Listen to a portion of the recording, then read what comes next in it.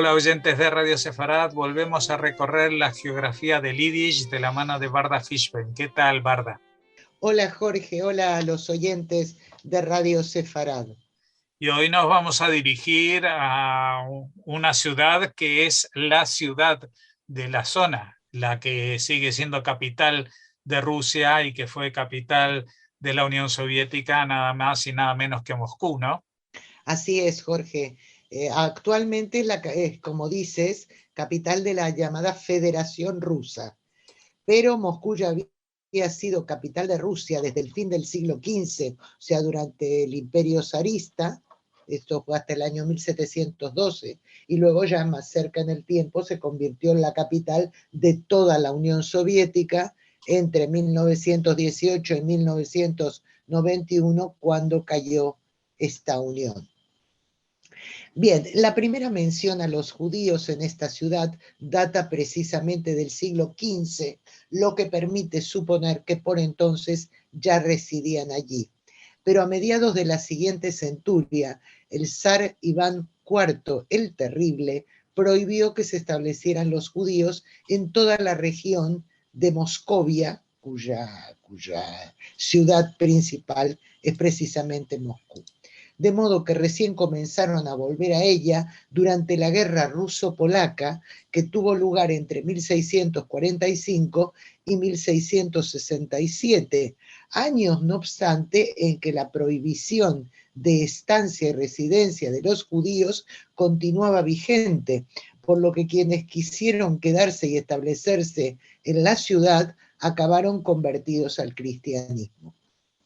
Pese a esta situación, muchos comerciantes de Polonia y Lituania visitaron puntualmente la ciudad a lo largo de las centurias de vigencia de la prohibición, aunque sin establecerse en su caso definitivamente.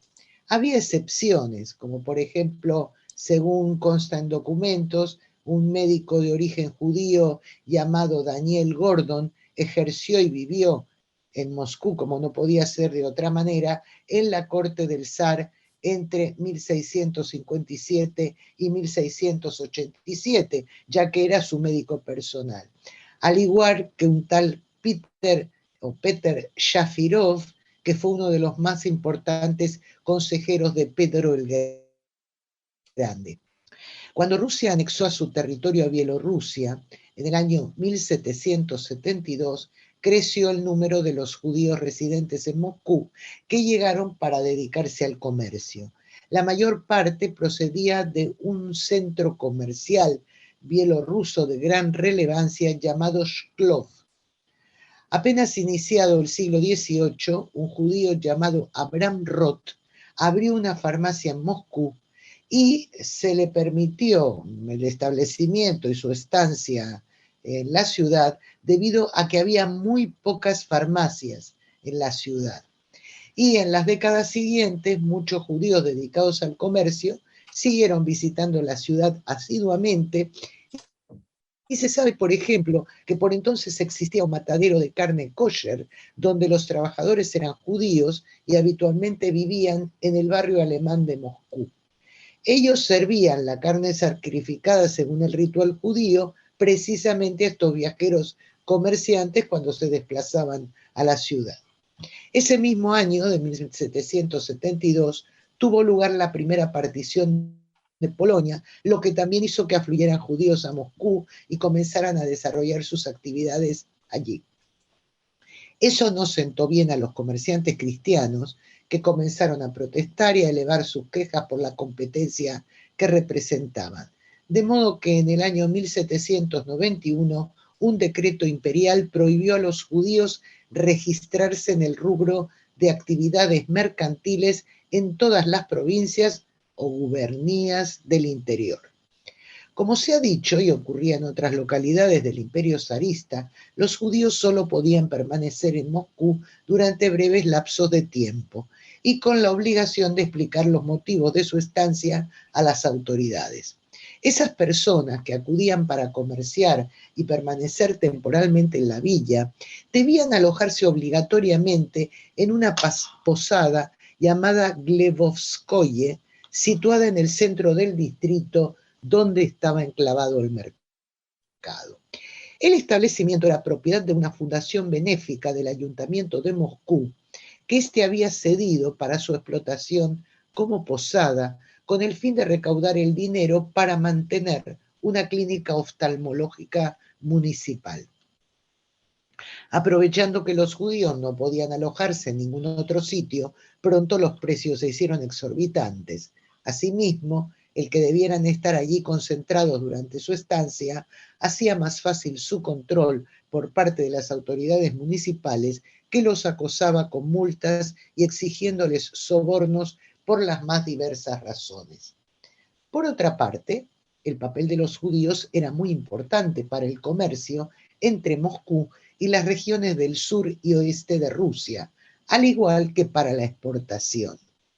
En el siguiente siglo, en el año 1828, el volumen de negocio de los bienes exportados desde Moscú se cifró en miles de millones de rublos. Eso determinó que los industriales y fabricantes que querían exportar sus productos apoyaran los derechos de los judíos a quedarse en la ciudad y continuar comerciando allí con otras zonas de Rusia y con el extranjero.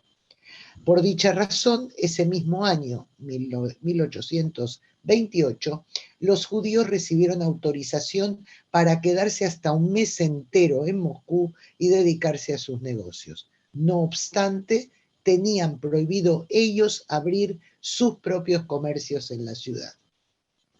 Poco antes, en el año 1827, habían sido reclutados judíos de diversas zonas para servir en el ejército y estaban acuartelados en Moscú, de modo que comenzó a haber vecinos judíos en la ciudad que necesariamente debían residir permanentemente en ella, incluso los que tenían esposas y procedían de otros sitios del Pale, de la zona exclusiva de residencia, se tuvieron que afincar en Moscú. En 1832, los comerciantes judíos de todo tipo de mercancías recibieron autorización para prolongar otra vez su estancia, en este caso durante todo un semestre, siempre alojándose en la posada que se ha dicho. Se calcula que este derecho era ejercido por unos 250 judíos al año. Los primeros en vivir de forma permanente en Moscú y los fundadores, de hecho, de la Keilah fueron los que se ha mencionado antes, que habían servido al ejército en Moscú y que al acabar su servicio militar se quedaron en la ciudad junto a sus mujeres. Hacia 1847 se registraron 313 judíos residentes de manera oficial en Moscú. El grupo estaba compuesto por 253 hombres y 60 mujeres.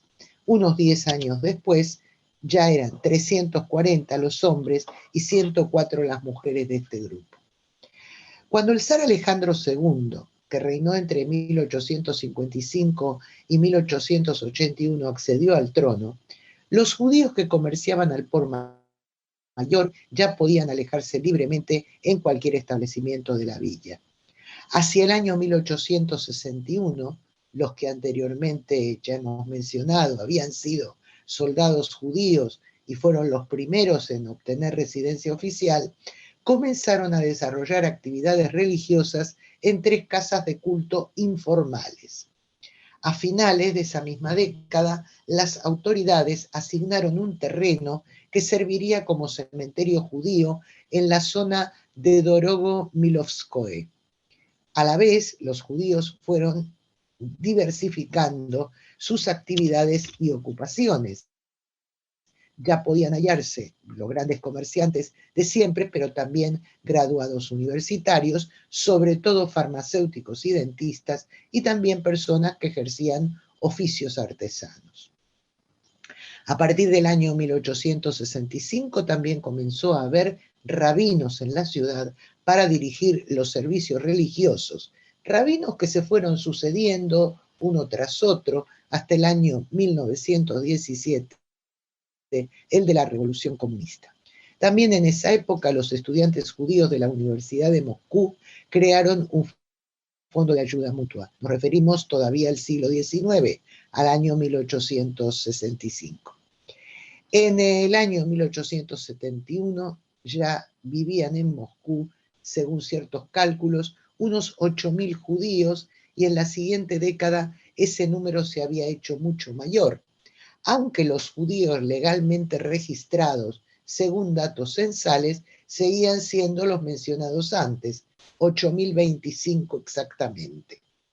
En 1882 ya eran 12.000 y para 1890 su número era de 35.000, más del 3% de la población general, aunque eso sucedía poco antes de una nueva expulsión.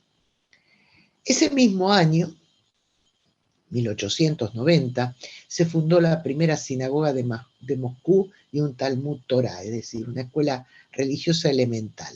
Y al año siguiente abrió sus puertas la Escuela Judía de Moscú para niños pobres y huérfanos. El sionismo también estaba activo en la aún pequeña Keilah moscovita. En la década de 1880, al igual que en otras ciudades de Europa del Este, comenzaron a existir los primeros grupos que promovían la necesidad de que los judíos emigraran y se establecieran en Palestina. Prueba de ello es que en el año 1881 nació un círculo de Bnei Zion liderado por el propio rabino de apellido Massé. En todo este tiempo gobernaba Moscú el príncipe Dolgorukov, me refiero al gobierno municipal, que mantenía una política abierta hacia los judíos, sobre todo porque recibía todo tipo de sobornos y regalos para que actuara así. De ese modo, se hacía la vista gorda ante la presencia de judíos que no tenían autorización legal de residencia, entre otras cosas. A esto también ayudaba el ya mencionado reconocimiento de muchos industriales y comerciantes que obtenían ventajas derivadas de las actividades judías en la villa. Sin embargo, el año que comenzó a reinar el zar Alejandro III, famoso por su antisemitismo y por dar rienda suelta a quienes promovían estas ideas en el reino, el nuevo monarca lanzó una campaña para expulsar a los judíos de Moscú. De modo que se produjo una situación política y social paradójica. Hasta que se renovaron las autoridades municipales, en toda Rusia crecían las persecuciones y los decretos antijudíos emitidos por Alejandro III desde que llegara al trono. Pero en Moscú continuaba la política favorable porque la autoridad municipal había sido nombrada por su antecesor. En el año 1891, por esta razón, se inauguró en la ciudad la sinagoga coral de la calle Solianka. Y por desgracia, casi al mismo tiempo, el gran príncipe Sergei Alexandrovich fue nombrado por el nuevo zar gobernador general de Moscú. Al recibir su nombramiento declaró abiertamente la frase que fue su lema y objetivo fundamental. Textualmente, salvar a Moscú de los judíos.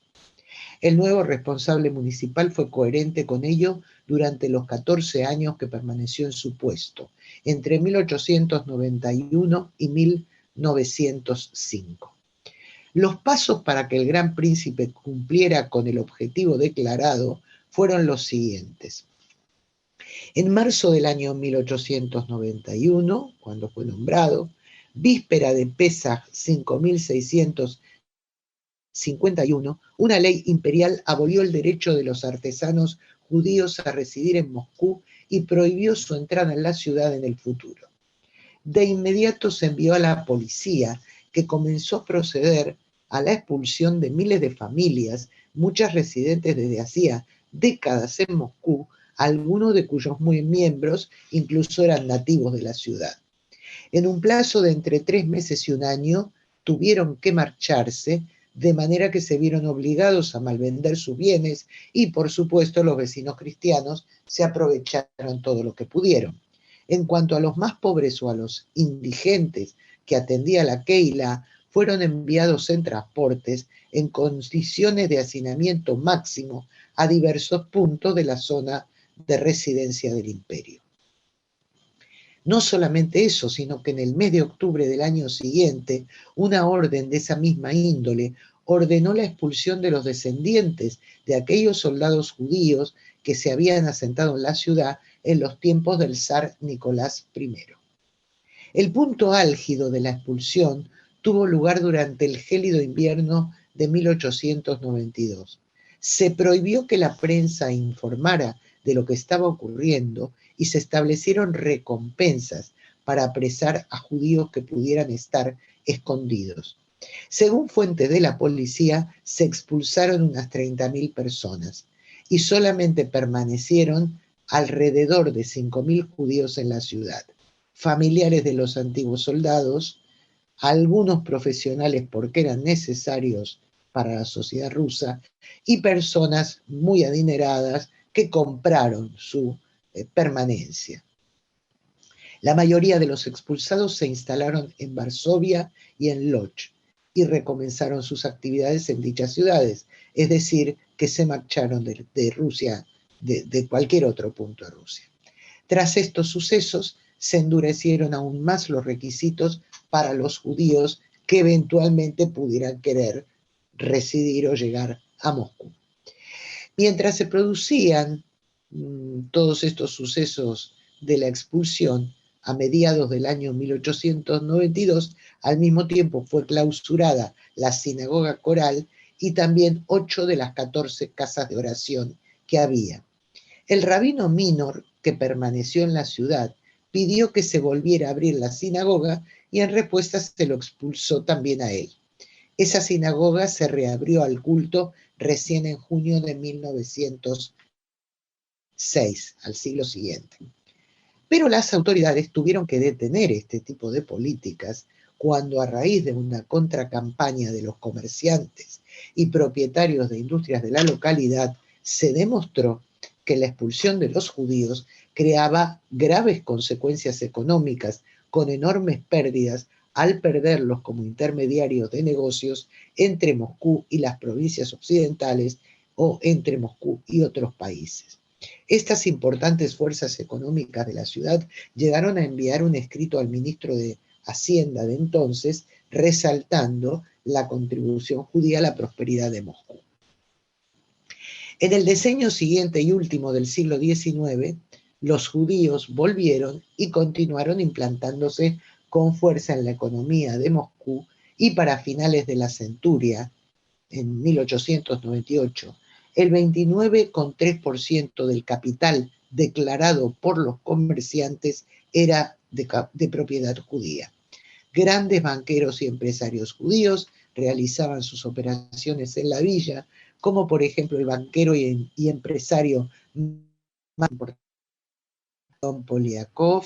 Otro gran empresario fue el comerciante Kalonymus Vysotsky, propietario de la mayor empresa de té, líder a su vez en el mundo entero en esa época, y también poderoso banquero que llegó a ser en algún momento presidente de la comunidad judía. En la pequeña Keila local había muchos intelectuales también y unos cuantos judíos adinerados. Una parte de ellos eran bastante asimilados, incluso algunos se convirtieron y desarrollaron importantes actividades de tipo cultural en la sociedad rusa de la época. Pero el antisemitismo seguía más o menos evidente o más o menos larvado. En 1899, el año final del siglo, el gobierno ordenó que no se aceptaran más judíos en el registro comercial, salvo que lo autorizara expresamente el ministro de Finanzas. O sea que, por un lado, no se querían poner a malas con los grandes industriales y comerciantes rusos de la ciudad, y por el otro lado, seguían sin tolerar a los judíos. En el año 1897, el censo había informado que en Moscú residían 8.095 judíos. 2 años después, un decreto imperial obligó a que los comerciantes judíos de la ciudad y toda su provincia no podían superar el 33% del total de los ciudadanos dedicados a esa actividad, al comercio. Al mismo tiempo, cada vez eran más los judíos que no se dedicaban al comercio, sino que estudiaban en la universidad o en otras instituciones de enseñanza superior. Así, en el año 1886 eran 298 los universitarios, en 1912 alrededor de 1000 y en 1916 triplicaban ese número. Bien, hasta aquí nuestra primera visita a Moscú y vamos ya a hablar de un nativo relevante de la ciudad, como fue el activista del sionismo Josef Sprinzak, nacido en Moscú en el año 1885. Tras la expulsión de los judíos de la ciudad en el año 1891, como se ha relatado, su familia se trasladó a Kishinev. En esta ciudad fue uno de los fundadores del movimiento Tzeirei Zion, o Jóvenes de Sion. Asistió a la Escuela de Medicina de la Universidad Americana de Beirut en el año 1908 y luego se mudó a Palestina en 1910 durante la Segunda Aliyá, que tuvo lugar entre los años 1904 y 1914. También fue uno de los líderes, junto con Eliezer Kaplan, de Hapoel Hatzair, o el Joven Obrero, un grupo sionista socialista nacido en 1905. Entre otros, fue fundador asimismo en el año 1920 de la Histadrut, la poderosa organización sindical israelí. Años más tarde actuaría como secretario general de la misma desde 1945 hasta 1949. Con el tiempo, 25 años después de su fundación, en 1930, Hapoel Hatzair se integró y consolidó la formación del partido Mapai. Los militantes de esta formación apoyaban a Chaim Weizmann, que luego sería el primer presidente de Israel. El 15 de julio de 1948, con el naciente Estado de Israel, Sprinzak fue elegido como presidente del Parlamento Provisional y en 1949 fue miembro de la primera Knesset, o Parlamento ya definitivo del país, como integrante del Mapai asimismo, convirtiéndose en su portavoz. Volvió a ser elegido para el segundo y el tercer Parlamento, manteniéndose como presidente de esta institución hasta su muerte en 1959. Entre las atribuciones de su cargo estaba el reemplazo del presidente de Israel, a la sazón Chaim Weizmann, a quien en efecto Sprinzak tuvo que reemplazar cuando éste enfermó en diciembre de 1951, convirtiéndose en presidente interino de Israel. Luego, tras la muerte de Weizmann en 1952, volvió a ocupar dicho cargo hasta que en diciembre de 1952 de ese mismo año tomó posesión del cargo Itzhak Ben-Tzvi. Y bien, Jorge, vamos a despedirnos ahora de Moscú, a la que ya volveremos dentro de 2 semanas. Muchas gracias, Varda Fishbein. Gracias a ti, Jorge.